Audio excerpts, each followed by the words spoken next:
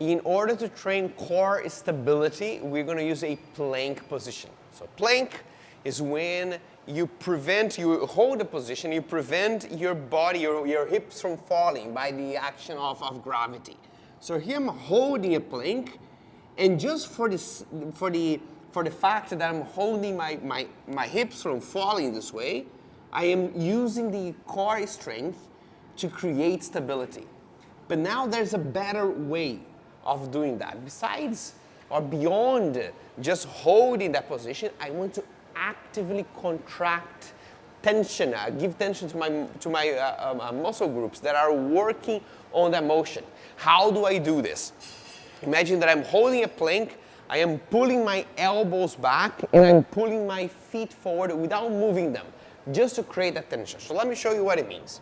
This is a normal plank. I can hold this position. I can also do this on my knees if doing on my feet is difficult, but this is a normal plank. I'm holding this position, I'm counting time here.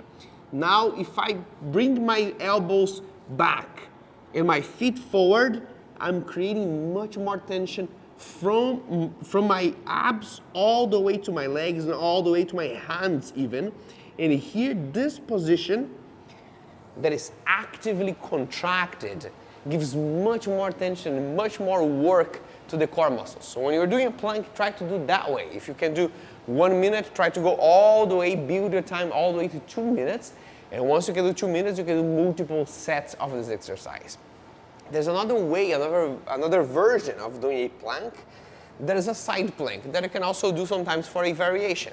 So this is when you are on one elbow and you are holding, you're lifting your body sideways like this.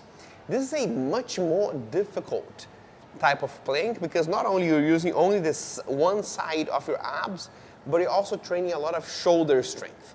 And to show you what I mean, let me turn my back to you here. And take a look at the shoulder blade. So this position requires me to lift my body through my shoulder blade. You will see when it gets too hard or when it gets too heavy that the shoulder blade will collapse like this, even if your hips are high. So here you also need to lift your upper body through the shoulder blade. Can you see this difference? This is collapsed, this is lifted. And the hips are high. So now my upper body is high and my hips are high and I'm contracting and holding that position for 1 minute and working up all the way to 2 minutes. Of course, it's a unilateral exercise, so I'm going to do this once for one side and then for the other side. And these are two ways of exercising, of training your body's core stability.